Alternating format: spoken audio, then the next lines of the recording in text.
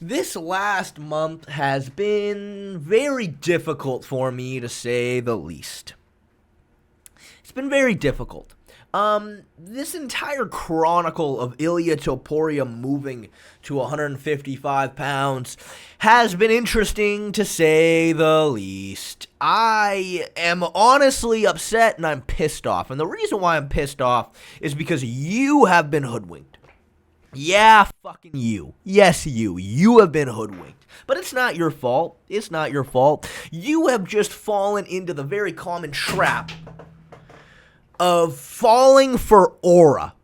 That's what's happened here. It's aura. That's what happened here. Look, Ilia Topuria is a very, very, very deadly fighter, okay? Very deadly, don't get me wrong.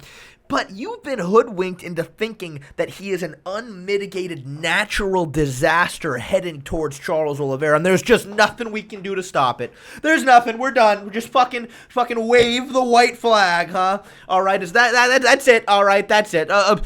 There's nothing we can do to stop it. All right, that's you right now. Okay, but it's not your fault. You know who else has been hoodwinked? You know who else has been brainwashed into thinking this? Charles Oliveira's own family apparently tried talking him out of taking this fight in fear that he dies. Can we stop being so fucking dramatic? All right? Can we put our fucking heads on straight? All right? Charles Oliveira is not going to die, okay? Is there a chance that he gets knocked out and flatlined? Yeah, there is. There's a chance. There's a chance. Am I completely terrified of that scenario happening? Yeah, I am. I'm really scared. I'm really, really, really scared. Okay, but there are absolutely things we can do. And there's a real chance that Ilia Topuria is not this boogeyman that you think he's going to be at 155 pounds. All right, and today is the day. All right, my research has concluded. I've compiled everything I physically could about Ilia Topuria. I've compiled everything I could about Charles Oliveira, and I've done everything I can to give Charles Oliveira the correct strategy to win. And I can't speak too much about this, but let's just say I've had conversations with people who may or may not have been tasked by certain individuals to research Ilia Topuria for Charles Oliveira. Again, I can't speak too much, but let's just say we are so confident in Charles Oliveira's game plan here that I'm going to tell you all of it today. But the first thing I'm going to do is I want to give you guys a little bit of an anecdote, a little bit of a story that might wake up at least some of you to the possibilities that Ilia Topuria is not Jesus Christ reincarnate at 155 pounds. And the person that I want to talk to you about is named Conor McGregor, whose career has actually, in a weird kind of way, paralleled Ilia's career a little bit. Both of them started fighting at 145 pounds. Both of them were very, very big for the weight class. Conor McGregor won almost every single fight at 145 by round 1 KO.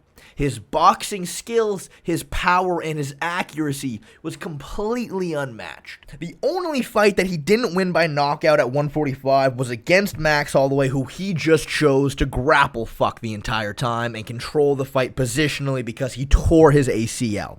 But regardless, right, again, Conor McGregor was just knocking everybody out with his boxing skills. But then all of a sudden, right after winning the title at 145 pounds, he decides to move up to fight a 55er all the way up in the welterweight division. And all of a sudden, against Nate Diaz, the shots he was landing that used to be kill shots at 145 just weren't kill shots anymore. Nate Diaz was eating all of it. And I mean, he was landing these shots clean. And at times he would drop Nate, but he couldn't finish him the same way. All right, but of course, right, Nate Diaz is known for having an insanely durable chin, so maybe that was just a fluke. But then he fights Eddie Alvarez for the 155-pound title. Now, Eddie Alvarez, look, I've heard a lot of people say this, and I think it's silly. They go, man, that Conor McGregor that fought Eddie Alvarez, nobody beats that Conor McGregor, nobody. And what I say is, well, no, it was just the fact that Eddie Alvarez was winging overhands at him the entire time, which is Conor McGregor's ideal opponent to an absolute T. Conor was just slipping every shot and countering him with probably like the cleanest counters I think I might have ever seen. But all of a sudden, it took him like 4 separate times of rocking Eddie Alvarez with shots right on the chin before he got a TKO finish. It just wasn't the same. It just wasn't the same at all. All right? I mean, remember, right? At 145 pounds, he's knocking out Dustin Poirier with a single shot that hit him right behind the ear. One shot knocks out Dustin Poirier at 145, but then at 155, all of a sudden, Conor is clipping him right on the chin, and Dustin's eating every single shot and then winning the fight, because at the end of the day, Conor McGregor just didn't have the same power at 155 as he had at 145. I mean, he just didn't. It was an absolute fact. Now, Ilia Topuria at 155, we just don't know exactly how his power is going to translate. I mean, we just don't know. All right. Obviously, he fought Jai Herbert at 155 pounds. He did have a spectacular knockout. But look, I did not need any reassurance that if Ilia put his entire body weight behind a fully wound up overhand that clipped Jai directly on the tip end of his chin while he wasn't moving, while he was fully backed up against the fence. Yeah, we didn't need any reassurance that was going to knock him out, okay? Obviously. Just like we did not need any reassurance that if Eddie Alvarez kept overextending on naked overhands over and over and over again, he was going to keep getting clipped over and over and over again by Conor McGregor. We already knew that. The question is, what happens if you don't give Ilia Topuria that shot? What happens if you don't just completely back up to the fence, standing completely still with your chin right there to be hit? What if Charles Oliveira takes the measures to not end up in that position? That's the question. Now, all of a sudden, if Ilia lands a shot on the temple, is that going to knock out Charles Oliveira at 155 pounds? I mean, Ilia Topuria couldn't knock out Josh Emmett, despite Josh Emmett essentially being the Eddie Alvarez to Ilia Topuria. Josh Emmett was just winging overhands at him without any setup, and Ilia was shoulder rolling and countering him all day long. We couldn't finish that fight. All right, now against guys with a way bigger frame who just have more size to them, exactly how is Ilia's power going to translate? I mean, it's a question we don't know, but yeah, exactly. We need to stop fucking acting like we know. We need to stop acting like we just know because of Ilia Topuria's aura. We don't know. We don't know, but let me tell you what I do know. At least Conor McGregor was 5'9" with a 74-inch reach. Yeah, he didn't quite have the size or the power anymore at 55 like he did at 45, but at least he was tall enough and long enough for the division. Ilia Topuria is 5'6.5" with a 69-inch reach. Ilia Topuria looks tiny standing next to a 135er in Raul Rosas Jr. May I add, Ilia Topuria is actually standing a little tiny bit closer to the camera than Raul is, creating the illusion that he's actually bigger than he really is, sort of a la like what Conor McGregor did when he was on Tough and he was standing next to Stephen Wonderboy Thompson. He made himself look bigger by being just a little tiny bit closer to the camera. Ilia's trying to do the exact same thing. He is tinier than Raul Rosas Jr. He's literally smaller than Raul Rosas Jr. Okay, I mean, look, it's not definitive. All right? But obviously, as you can tell, I'll fucking take what I can get.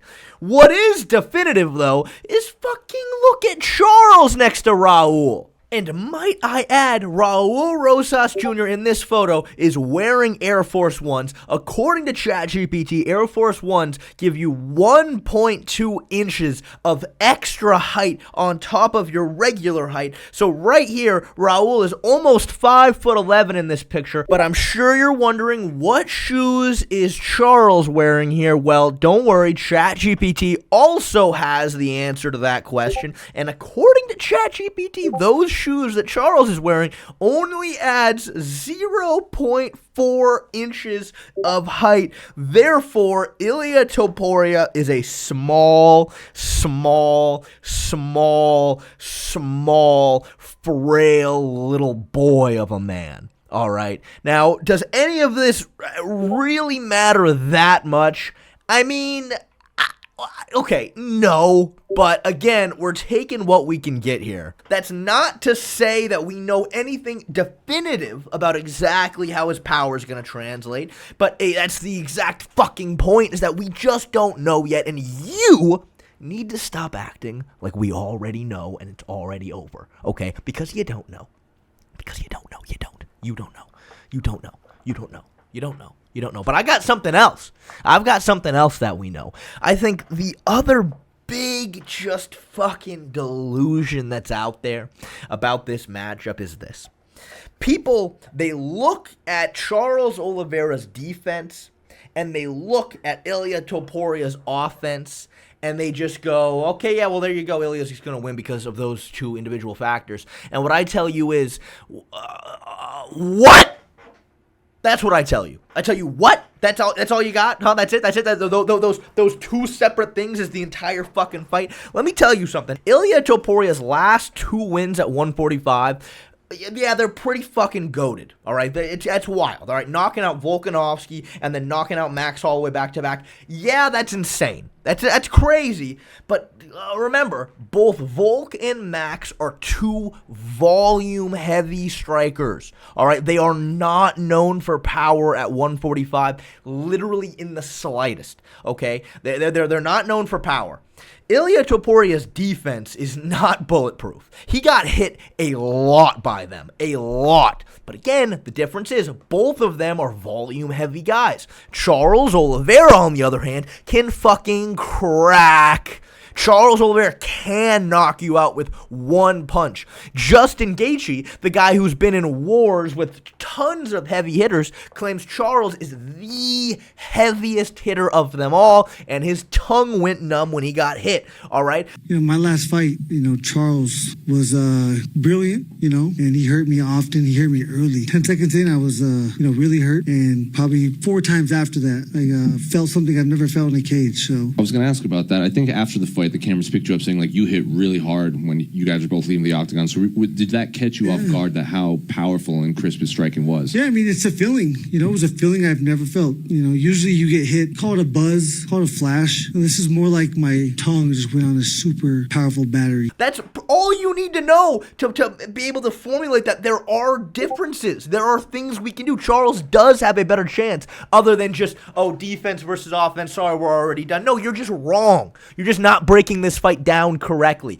That's what it is. That's what it is. Charles Oliveira has a very clear game plan and a very clear path to victory. Ilia Topuria has been so dominant and so lethal that there's not a lot of examples, but there's enough. There's enough, and we're going to look at all of it today. There's enough to devise a strategy and a concept of where we're safe, where our advantages are, and exactly what we need to do to win. Look, it's not all sunshine and rainbows. There's so much danger here. There's so much danger, okay? Ilia Topuria, the accuracy is just unmatched, and I'm terrified. I'm so scared. I have night terrors every single night. It's really bad. I've been losing weight. I've been losing hair. I've been losing teeth. I'm very stressed. And I'm very scared for Charles here. But I swear to God, there's a path to victory here, and there are things we can do to stay safe. And we're going to look at everything. Starting off, Chapter 1.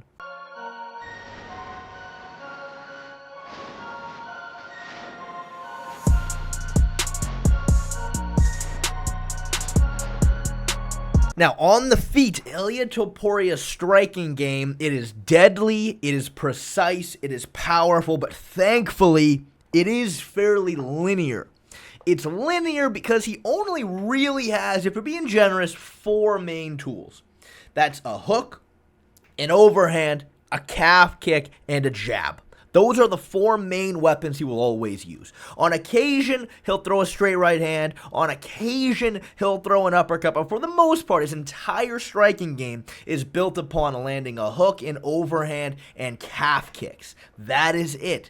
Obviously, his game opens up when he is the one pressuring you in particular. And essentially, every single person he's ever fought, he has successfully pressured them. Obviously, he's undefeated, which means that he has made his game work against all of them. And what he relies on is you respecting his striking so much that when he overextends with hooks and jabs, you move and circle away so he keeps walking you down. His head movement as he's walking you down is very good. When you try to answer with a jab, he'll slip your jab and throw an overhand at the exact same time. And all of this is just to keep forcing you onto the back foot. Because as you're moving away, as you're trying to move laterally, what Ilia will do is he'll use his overhand to make you move into the hook, or he'll use the hook to make you move into the overhand. Again, his entire game is built around getting you backed up. And of course,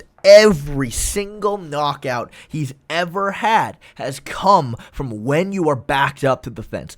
Unequivocally, every single time. There are no exceptions. When your back hits the fence is when the danger of getting knocked out really ramps up to 11. And of course, the other thing that opens up while you're trying to be on the back foot constantly moving is the calf kick. His calf kick is so fucking powerful. It gets guys to completely spin in a circle when he lands. He is so powerful and he's very dangerous. So, I mean, on paper, looking at this, you might say, well, even if you get backed up to the fence, as long as your guard is really, really tight, as long as you use very good head movement, you can evade Ilia's shots because, again, it is fairly linear in the sense of only throwing hooks and overhands. But here's the problem with that. He will absolutely go to the body. I mean, you look at this sequence right here against Damon Jackson. Damon Jackson gets backed up to the fence, but he has a very tight, high guard. So Ilia rips a hook to the body that looked so fucking brutal. I'm sure Jackson was pissing blood for a good week and a half after this shot. As soon as he lands it, you see his hands drop because of how brutal the body shot was. And right when the hands drop is when Ilia goes right over the top, knocks him out. Now, obviously, there have been times where Ilia's overthrown trying to headhunt, but for the most part, and especially against, really high-level competition, Ilia Topuria will gladly go to the body, and all of a sudden the high guard or the head movement doesn't really work in that instance. And with the amount of power that we need to be ready for Ilia to have at 155 pounds, it's just not enough. I mean, it's not enough. On the feet, you cannot get backed up. But, of course, we already know that. We're going to look more at Charles' ability to hold the center later. But, of course, the other aspect of Ilia's game offensively is his grappling for sure. Ilia's grappling is very, very high level. He has a super explosive double leg. He seems, even at 155, very physically strong. He comes from a Greco background, so very explosive, very good throws, and his submission game is very good. We haven't seen it utilized a ton. Of course, submitting Bryce Mitchell was very impressive, but obviously that came from the fact that Bryce Mitchell was, practically unconscious right beforehand. The Yusuf Zalal fight was the one other time we've seen him be super submission heavy, and the way that he transitioned from submission in that fight was very good, but I mean, he was never able to get super close to finishing anything. I mean, Zalal's defense was very good, but I think the main takeaway is, in just a straight-up grappling exchange, completely even, Ilia has an extremely low likelihood of actually submitting Oliveira. Oliveira's submissions have definitely been shown to be way higher level, and he's been able to use his submissions against the absolute tip-top best of his division, whereas Ilia Topuria has not. Though I think that Ilia has shown the ability to, if he rocks his opponent first, he could submit anybody. I don't care who it is. If he's able to rock them, he can jump on a submission. He's good enough to do that. And if he were to do that to Charles Oliveira, I I don't know what I'm going to do. It would have to be somewhere along the lines of Japanese ritualistic unaliving of myself, because I don't know if I could live in a world where Ilia submits Charles Oliveira. But look, point is, Oliveira is going to be overall the way better submission artist, but Ilia is still dangerous in that area. Now, I think the one thing that Ilia potentially has offensively that we need to be very, very scared of if your team Charles Oliveira here is, the big issue that Charles was having against Arman is that Charles loves to pressure, and obviously he loves his high guard. Well, the problem is against somebody like Arman in particular, who is arguably the best freestyle wrestler in the entire division. He has the quickest, most athletic shot out of anybody in the division except maybe Gamrot. Well, the problem is this really hampered Oliveira's ability to be offensive, because every time he marched Arman down with that high guard, he was running into double legs. You see, Islam Makhachev does not have the same shot as Arman Tsarukyan does, and that's why, him and Khabib game plan to not shoot on Charles, because Charles is so devastatingly dangerous with the guillotine. Obviously, Team Khabib, that grappling style, they get put in guillotines, right, against guys not that high level. You can't give that to Oliveira, but Arman has the kind of shot to negate that. Ilia Topuria, based on what I've seen, theoretically might be able to capitalize on this. His double leg seems extremely fast, and if he shoots low enough and really makes Charles run into it, he can potentially secure takedowns. And then the question is, how does Charles look on his back against Ilia? Obviously, Arman Tsarukyan is a jacked hamster, bulky, compact, explosive, and strong. That kind of build is really difficult to set up offense off of your back against from close guard. Exactly how we'd look there against Ilia, it is a little bit of a question mark, but theoretically, if he can survive the submission attempts, that could be where Ilia would have a big advantage. But I think one thing that we saw in the Max Holloway fight was that Ilia doesn't do a great job holding you down. Now, Max Holloway is elite at getting back to his feet from the bottom. That's just an aspect of his game. But when you take your opponent down up against the fence, it is crucial that you get your head higher than them. All right, that is something we saw Kamaru Usman do recently against Buckley. That, was phenomenal. You get your head higher than your opponent. You make them carry their weight. Ilia just didn't do that in the slightest, was just kind of holding on to the body lock with his head at Max's waist. There was nothing stopping Max from grabbing a whizzer, standing back up. Obviously, Oliveira had the occasional moment of causing great scrambles off of Arman's double legs. I think overall, we should be able to expect for us to have an ability to stand back up if needed. Obviously, you don't want to give up your back to Ilia. I do think he is legitimately a dangerous submission artist. Obviously, Charles has had a problem in the past, which I criticized him for, of choosing to stay on his back with his head getting pressed into the fence, which is just never, ever a good idea. But, against Michael Chandler in his very last fight, he actually did get up in the 5th round when he needed to, got feet on the hips, kicked him away, stood back up. So, I overall think that Michael Chandler fight in particular, which we're going to look at a lot, showed so many improvements that are crucial for Oliveira to win this fight.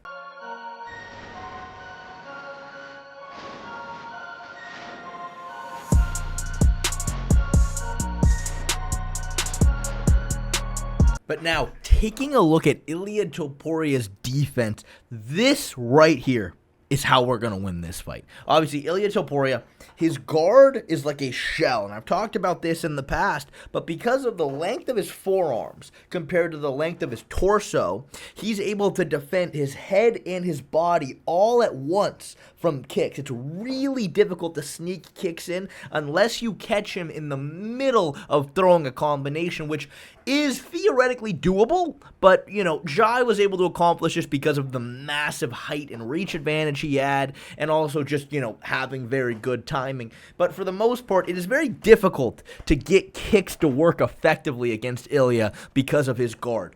But the calf kick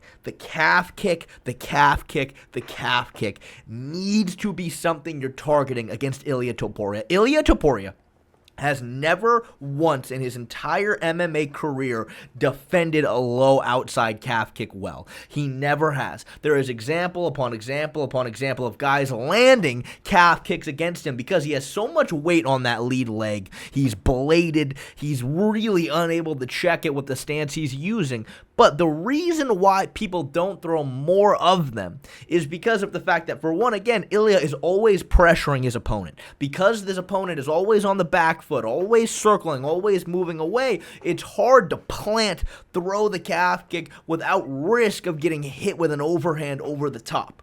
And also, because he's targeting the calf kick on you, it just makes it really difficult to get your offense going intelligently because, again, he's just so dangerous in that very area that you might be looking to target on him yourself. Best example of this is the Josh Emmett fight. Emmett was clearly looking to target the calf kick on Ilia. He landed quite a few calf kicks very clean, but because he himself was getting so fucked up by the calf kick, he just reverted to spamming overhands because he was just in so much trouble in that area. I mean, his leg was compromised to holy hell. Now, thankfully, Charles Oliveira has a monster calf kick. But again, we will be looking at this more in the next chapter. But on top of calf kicks, knee stomps are also a very good tool to use against Ilia. Again, that boxing stance being bladed gives you that opportunity to stomp right on the side of the knee, which gives a really bad bend.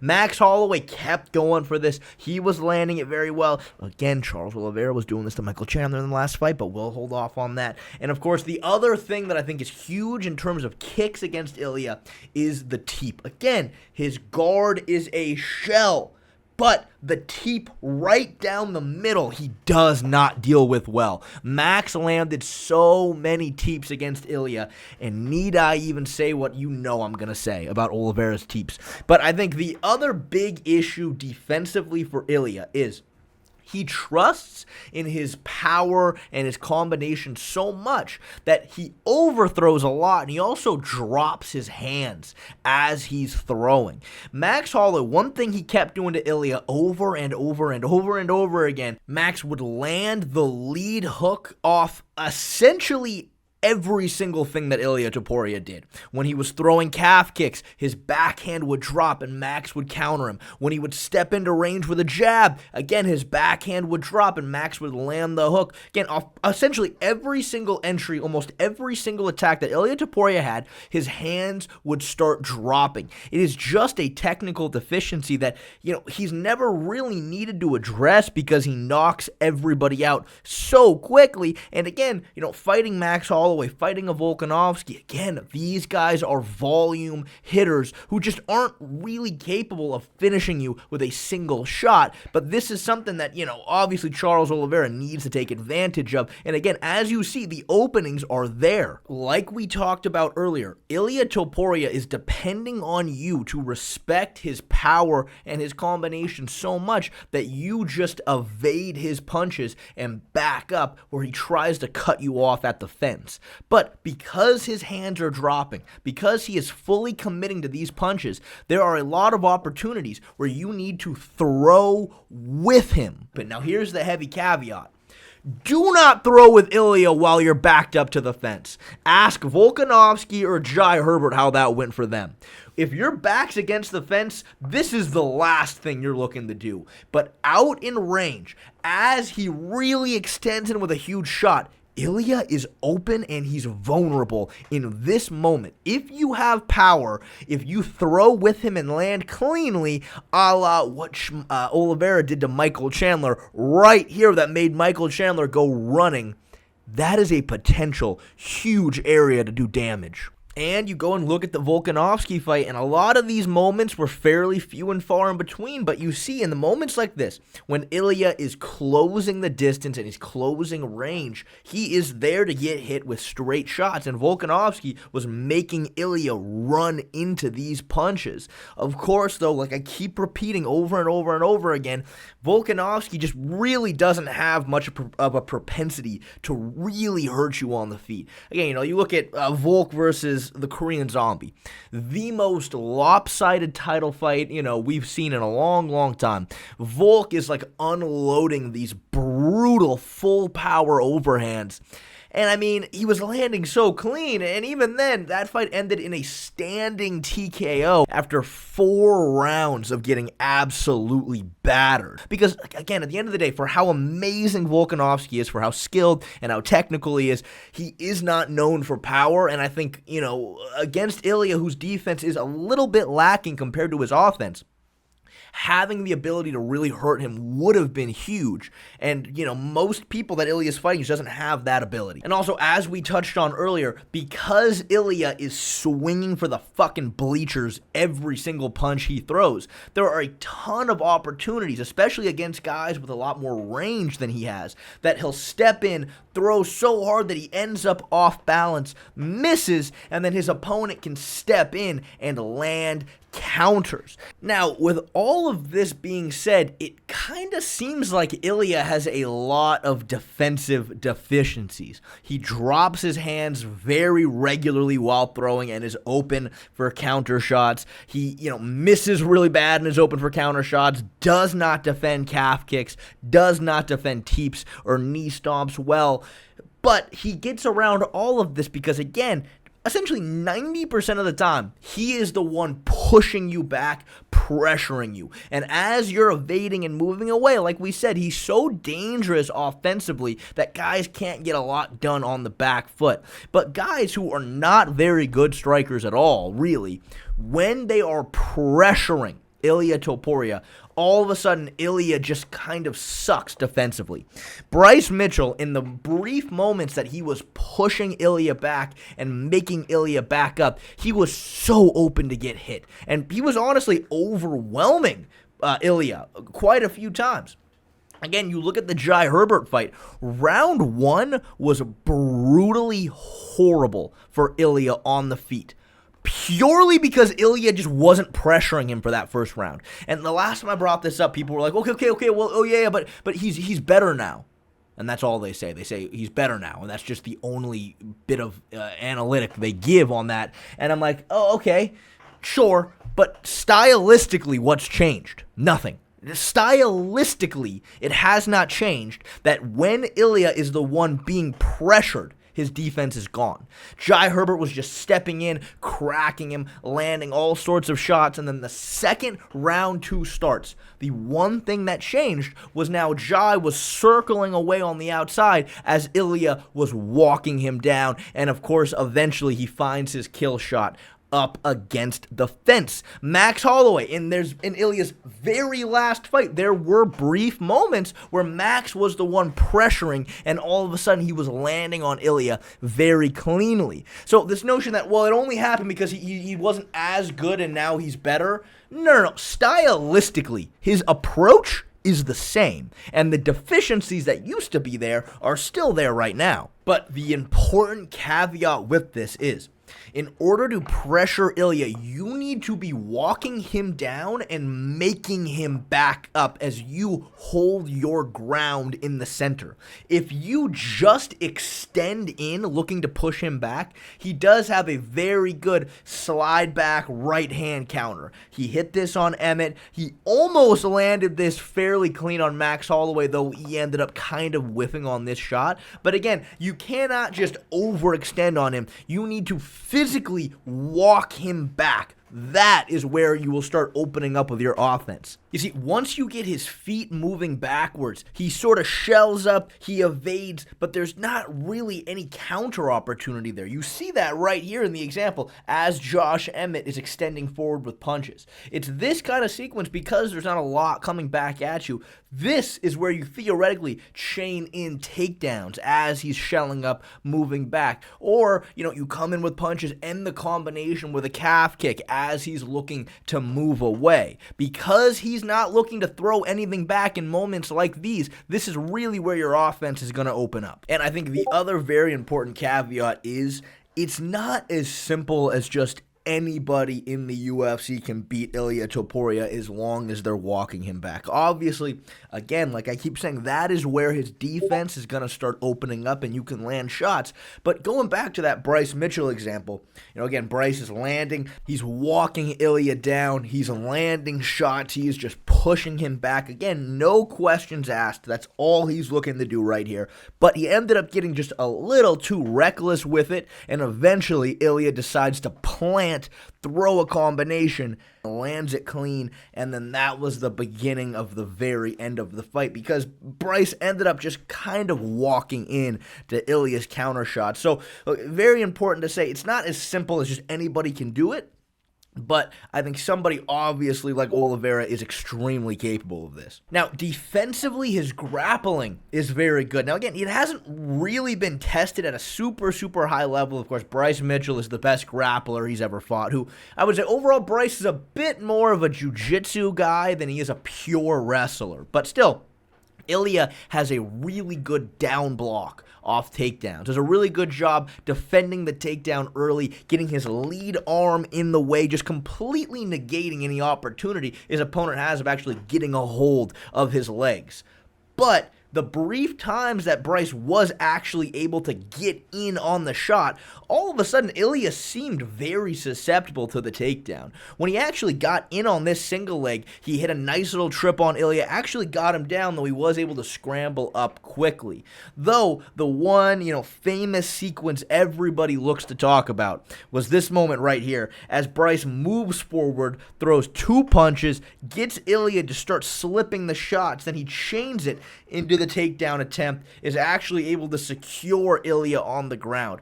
Now, interestingly enough, Ilia Topuria talked about on Joe Rogan that he never trains MMA as a whole, and he separates all the martial arts. I try to not mix it up. I don't train MMA at all. I do boxing classes, wrestling classes. I try to learn every discipline separate. Why do you do that? Because when the training camp comes, I try to mix it up and polish everything that I have been able to learn till that moment. You know what I mean? Everything that worked for me in wrestling and boxing, and in the places where I feel comfortable.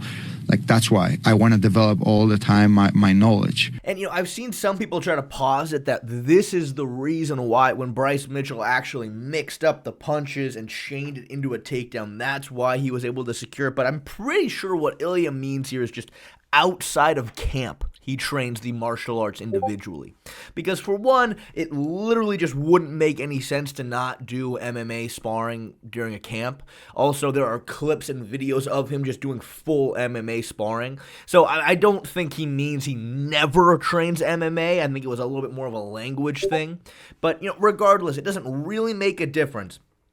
When you chain the punches into the takedowns, that is where it's going to open up pretty much against anybody, because it is just very difficult to get the timing on the takedown defense when somebody does a very good job of masking it, like Bryce did in this moment. And obviously, if Bryce Mitchell can get in on this shot, Charles Oliveira absolutely can. In terms of his pure submission defense, it hasn't really been tested at all, and that's a bit of a blind spot that, frankly, I don't know. You would assume it would be to a decently high level if his submission offense is as good as it is. But, of course, this is going to be an area that we will definitely look to exploit, being on Team Charles.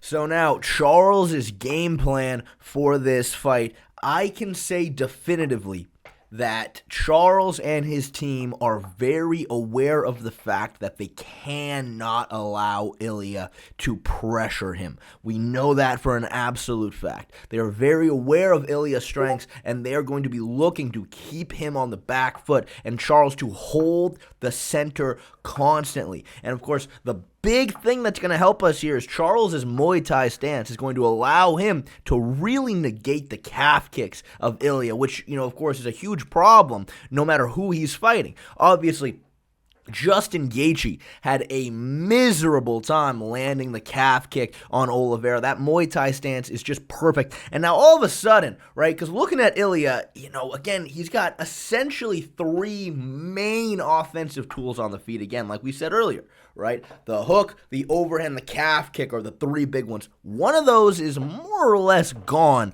as long as we use the Muay Thai stance effectively.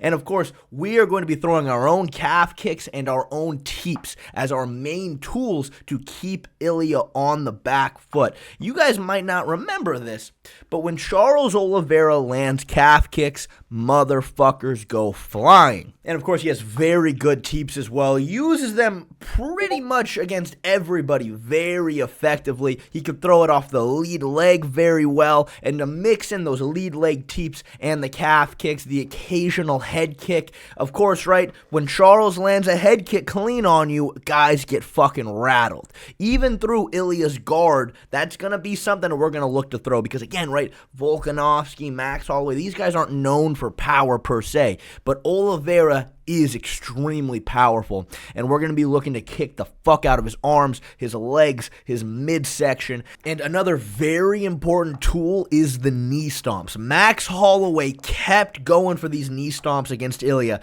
A few of them he really didn't like. Like I said earlier, that boxing stance being slightly bladed gives you the opportunity to step right on the side of the knee, and it's really nasty.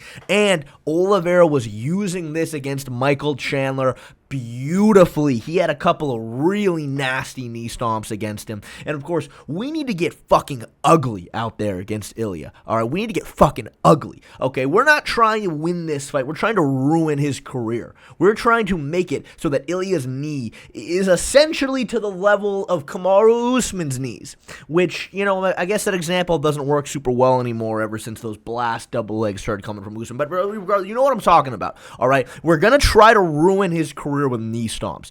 Everywhere we're going with this fight, we're going with bad intentions, and we're trying to get fucking nasty and fucking ugly out there with it. We're breaking his knees. We're trying to, I would say, disable every single ligament in those joints. And if that's not the case, even if we lose, as long as Ilia needs a double knee surgery after, okay, I can at least sleep a little bit better at night.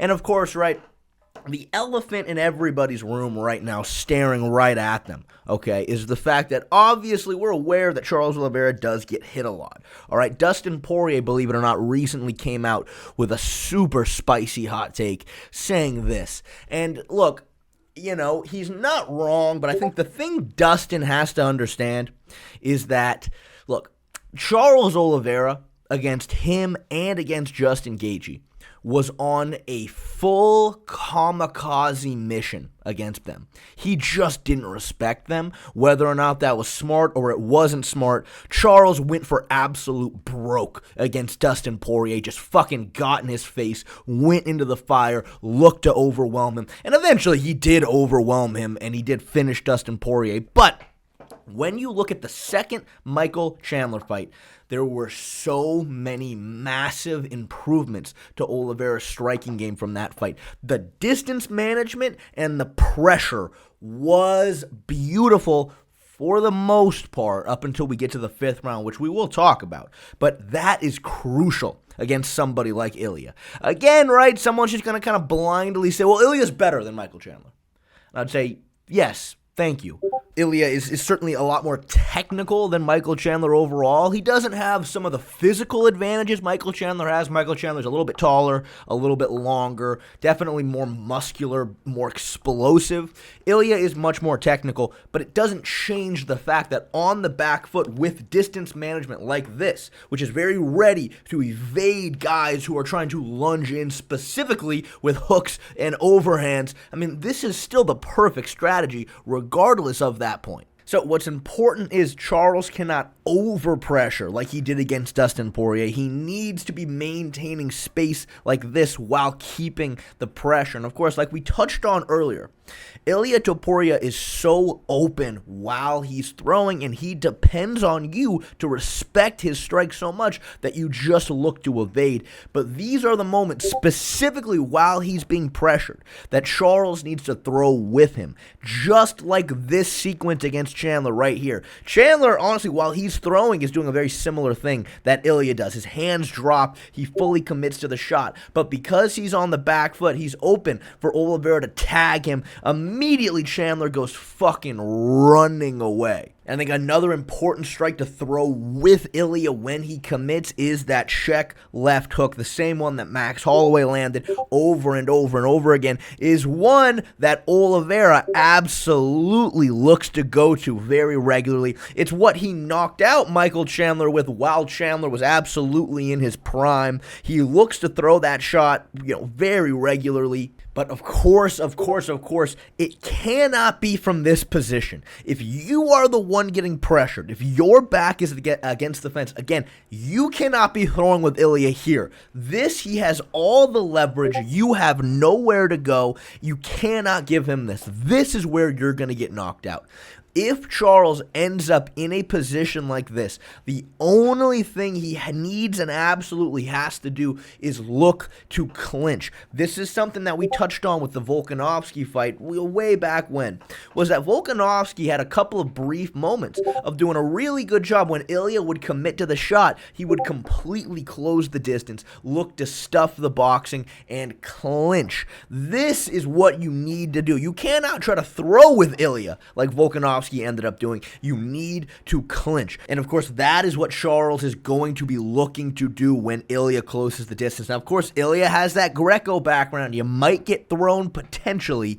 I would argue that's still a much safer place for Charles to be than in the pocket, backed up against the fence, trying to throw, obviously. So on the feet, the second the fight starts, we're immediately looking to hold the center, high guard, Muay Thai stance. We're keeping the midsection, using that to push Ilia back, slamming calf kicks, slamming head kicks. Once we get him backed up to the fence, we're going to use very good distance management, the exact same that we saw in the Michael Chandler fight. When Ilia is forced to extend in off the back foot, we're getting our head off the center line, keeping the other hand up, and we're throwing with him, looking to land. Again, Max Holloway, Volkanovski did not have the ability to actually hurt Ilia on the feet. Charles does, and Ilia needs to be careful of getting caught. And again, he's so open while he's throwing that's a real possibility that we catch him clean, and that is going to be the primary approach in the striking. But of course, an aspect of this fight that people, I feel like, just aren't really talking about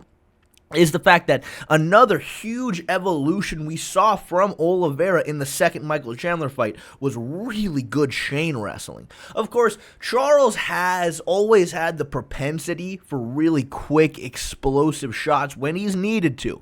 Against, prime Michael Chandler, when he landed a really good shot on us, as he's pressuring Oliveira back, Oliveira ducks underneath, got fucking deep on this takedown attempt, put Chandler down, used it to take his back. But in the second Michael Chandler fight, what we saw from Oliveira was chain wrestling, which that right there is what is so impressive, and I think such a huge aspect of this fight. Look at the very first takedown attempt that Charles went for in this fight. He gets in on the single leg, right? And the strength of Charles here is what I want to be highlighted here. Of course, the example I always go to of strength mattering when it comes to wrestling is when, Gilbert Burns shot this single leg on Hamzat.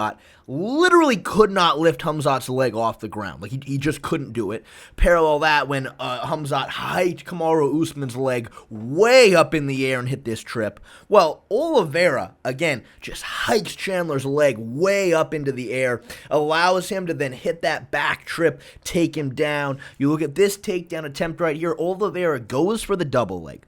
Michael Chandler defends beautifully, just grabs an underhook on one of Oliveira's arms, hikes that up, up. So then Oliveira transitions mid-takedown to hitting a fucking knee tap. I mean, everything about these shots just blows Bryce Mitchell's wrestling ability out of the fucking water. The explosivity, the chain wrestling. This is going to be something that, as of right now, Ilia has not faced in the octagon, and this could be a huge aspect of Oliveira's game offensively. Now, again, we've never really seen Ilia's pure submission defense on display, but obviously, regardless of whether or not Oliveira can submit Ilia from just a straight-up grappling exchange, if he takes your back with a body triangle, you're probably going to be stuck there for the entire round. Now, of course, though, the other elephant in the room is round 5 against Michael Chandler. It's not great. It's not great at all. But one very important thing that I want to highlight is you hear a lot of people say this. You hear a lot of people specifically say Oliveira getting rocked and dropped by Michael Chandler after dominating the fight the way he did is embarrassing, and that is not a good sign fighting Ilia Topuria.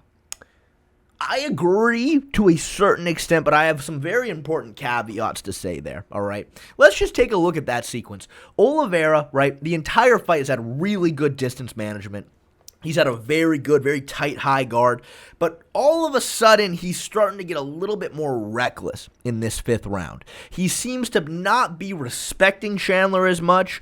His hands are dropping. His hands are not up at all, which, is an interesting parallel to a moment like this earlier in the fight where Chandler went to the body here first, and Oliveira just didn't even drop his hands. Like, he kept the guard up despite him going for that, Dan Hooker knockout that he had prior, that same combination. He gets clipped with this shot right on the chin. Like, this shot was very accurate. Oliveira immediately starts messing with his eye as if he got poked, which is interesting. He starts backing up. He's not wobbled. At least he's not acting like he's wobbled, at least, but he's backing up. Chandler goes forward, swings so hard that he falls over. Oliveira tries to jump on him. A scramble ensues. Oliveira ends up in this octopus guard position. Chandler then hits him in the back of the head exactly 33 times. And yeah, I did count 33 shots to the back of the head. And then, Oliveira just goes to his back and grabs close guard. Look, point is, when people specifically say he got hurt and then dropped by Michael Chandler, he definitely got hurt. I don't think he got dropped. You know what I mean? I think it's a little bit unfair to say, but that shot was very accurate, very clean, and it came from the fact that I think Oliveira overall was kind of getting fatigued after grapple fucking Michael Chandler all 4 rounds. Look, it's not an amazing sign. It's not an amazing sign, but who would I be if I ran away running and screaming all because of this moment, as if there's nothing we can do to fix it? You just can't get nearly as reckless as he got here. You see here, his hands are just down. Look at the parallel between this sequence right before he gets hit and the sequence prior to that in the earlier rounds. Of course, right, again, it's scary. I ain't jumping ship yet, and neither should you. So, man, with all of this being said, I'll be honest. Yeah, I'm really scared.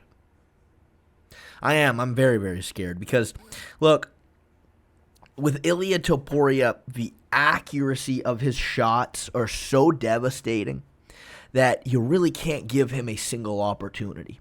And again, I truly wholeheartedly believe that Oliveira has a clear path on paper to really negate that opportunity as long as he uses his skill set well here. But there's a chance that he's gonna get clipped, and that's gonna be it.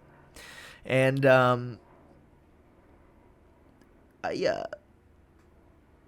I just thank all of you for being on this ride with me. I thank all of you for being a part of the fan club, and I thank all of you for just believing in Charles and believing in our ability to do everything we can to help him out. I mean, knowing that I potentially could be a piece to this puzzle in terms of helping Oliveira game plan. that's all I could have ever really asked for prior to this. And no matter what happens at UFC 317, I just want to thank you guys for believing in us, and I want to thank you guys for believing in Charles. As you guys know, a captain does have to go down with his ship, and that if it doesn't work out for us, that might be it. But again, guys, I really did my best here. I really did my best. I really tried to include everything and anything I could. I really, really tried to go to the trenches. I watched every single Ilia fight back to back to back to back to back, and I